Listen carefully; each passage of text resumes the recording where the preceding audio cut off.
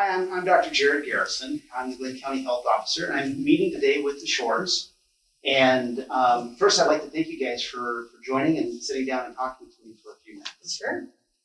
So I think probably a lot of people are kind of aware that we made that post on Facebook that kind of talking about your family's experience with COVID.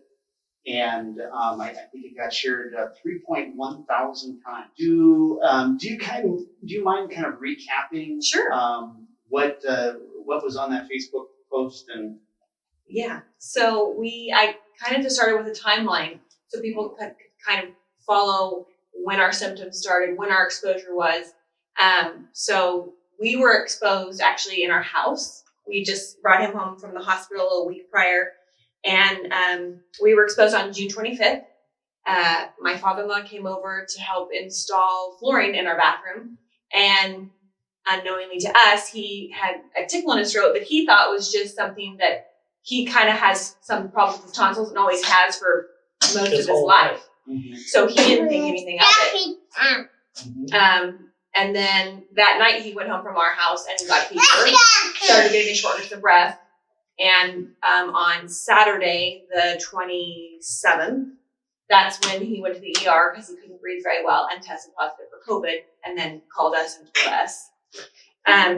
And he had called me earlier in the day and said that he had a little tickle in his throat once he found out that his dad tested positive. And he thought, well, maybe I'm just paranoid, maybe I'm just, kind of nervous. But the tickle kind of continued Saturday and Sunday, and then on Monday, he got a fever. And so as soon as he got the fever, he went to the ER because we pretty much knew that he was probably going to test positive, which he did. And that was on Monday, the 29th of June. And so the ER doctor had told him that since we'd all been exposed, but he's the only one that had symptoms, try and keep the rest of us healthy, that he should go live in our RV. And so he actually continued to live in the trailer for a few nights and left me to take care of the 3 kids after I just had a C-section. And so it was very hard. And then on Wednesday, July 1st, or June 30th, my daughter spiked a fever. No other symptoms besides the fever that night. And of course, we were like, okay, she's probably going to test positive. So Adam actually took her to the pediatrician's office and got her swabbed. And we had her results the following day. And she tested positive as well. Since she's only 22 months old, she can't tell us her symptoms, but I would think that she lost her taste. Because she didn't even want to eat sweets. Even if we gave her like a cookie, she didn't want it. So I forgot to tell you all your symptoms. So he lost his taste and his smell. He had the fever for 3 days, cough. But the worst part for him was the body ache. And headaches. I mean, it felt like you were sleeping on nails. No matter what you did. You couldn't get comfortable. You normally lay down in the bed and you're like, oh, okay, it's soft, and it was just like laying down on a concrete floor. It didn't feel any different. And you lay on the concrete or lay on a pillow, it didn't make any difference. It was really weird to me in that aspect of it. Because that's when I kind of knew. And then the taste and smell thing kind of happened later. Yeah. I never really felt super terrible. I just felt super fatigued. Yeah. And, runny nose. But at night, you try to sleep and you just felt terrible. I mean, and so when he was out in the trailer, and we're not knowing how severe he's going to get, I'm worried that is he going to quit breathing in the night? Is he going to be short of breath in the night? So I'm checking on him. I'm checking on the kids to make sure they're all breathing because, it's scary. You don't really know with this virus how it's going to affect anybody. So my daughter she was the most miserable probably with the fever for about 5 days, high fever. I would assume she had body ache because she would wake up in the middle of the night screaming. You just tell that she was not comfortable. She had a little bit of a cough, definitely congestion. And in the time that these two were recovering, and actually the doctors okayed for Adam to come back in the house once Zia showed symptoms and tested positive, but we continued to live separately. They would eat separately from us. They would use a different bathroom. They slept separately. I slept in the recliner. We slept up, and we carried that on for almost 10 days, I think, right? Until he got it. So in the time that these two had tested positive and were still having symptoms, my father-in-law ended up going to the hospital twice. The first time he went after he had tested positive, he went to the hospital because he was a little bit delusional, and they said he was dehydrated, and so they gave him fluids and then sent him home because at that point his oxygen level was still pretty good. And then on July 3rd, he went by ambulance actually to the hospital because he couldn't form sentences. He didn't know anything. He didn't know really. who people was. He didn't know who his brother was. He was calling him different names. And so we said to my mother-in-law, call the ambulance, get him there. And he wasn't getting enough oxygen to his brain. So he was actually admitted to the ICU on July 3rd. And he stayed in the ICU for almost 2 weeks. No, actually Almost. 2.5 weeks. Yeah, Almost almost 3 the whole full time. weeks. Yeah. And his battle was definitely the most severe out of everybody's. There was a few nights we didn't know if he was actually going to make it. But once he came off the ventilator, he did not know who he was. He could not form sentences still. He didn't know who we were. And the hard part about it, when your loved one is in the ICU or even in the hospital, you can't go see them. So they're sitting in that room all by themselves, and you don't even see your nurse's face. You know, everyone is a stranger. So then once my father-in-law was in the ICU, my son, on day 13 of isolation or quarantine, he got a fever. Actually, he woke up and he was dizzy, nauseous, had a fever, his eyes hurt, and his body hurt. And so off he went again to the pediatrician. He got tested, and he tested positive on, what day was that? July 8th. So it was we were almost done with quarantine for these two. And then he got it. The first day with his symptoms was the worst for him. I mean, he was miserable. I slept most of I the day. slept never most take of the a day. nap, and Yeah. I slept for most of the day. Yeah, and anytime he would get up or move, he was dizzy and nauseous. But then the next morning he woke up and he actually felt pretty good. And then he would just spike a fever at nighttime, only at night.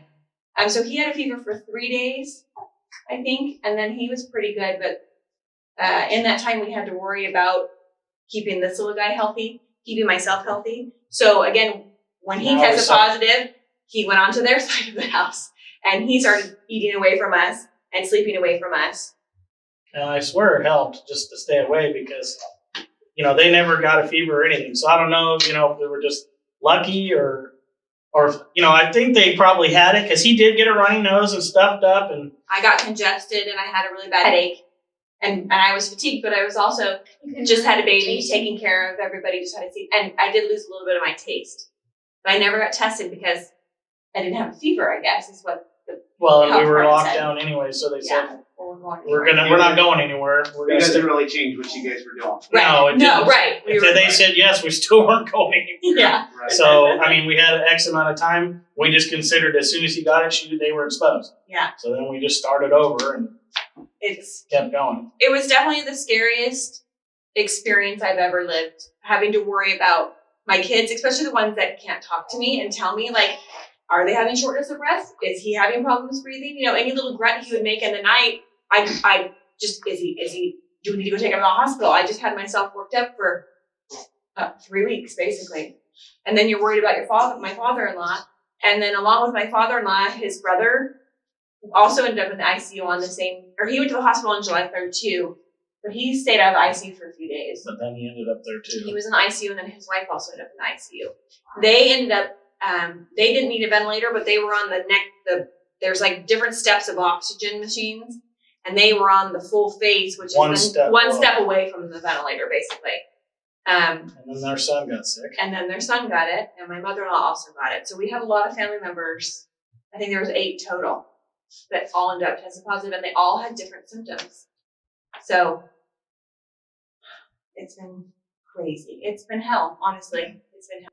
These people that are, dying in the hospital with COVID are dying alone without their family members around them. Yeah, people don't see that. They No. just know somebody died, but you can't go see them, say No. goodbye, do anything. No. You're locked out. Yeah. Because Awful. it's just because it's contagious. Yeah. And people don't think it is. And you can think all you want, but when it passes through your whole house, man, it opened my eyes because it can take anybody and make you rough. It doesn't care who you are. You know what I mean? It doesn't care. So. Do you guys mind me asking, what was the scariest moment with this whole ordeal for each of you? Well, honestly, for me, it was when we heard my father-in-law tested positive, and then to have to now wonder how it's going to affect him, who it's going to hit in the family. Are we all going to get it? Are we going to end up in the hospital? You know? So for me, it was worrying about my family at night, especially when I'm worrying about my babies that can't tell me how they feel. So for me, it was just really worrying about these guys in the house and wondering who's going to get it. How's it going to affect them? Are they going to need something to help them breathe? Because that's what my father-in-law ended up with. So I'm worrying about my father-in-law. Obviously, that was the scariest part because we honestly didn't know if he was going to make it. We didn't know if the last time we saw him at our house was the last time we were going to see him in person. You know, so for me, it was just having to worry about everybody if they're going to make it out of it. Yeah. Mine was probably when I woke up like 3 times in the night. I was like, oh, my stomach is hurt. I'm sort of dizzy.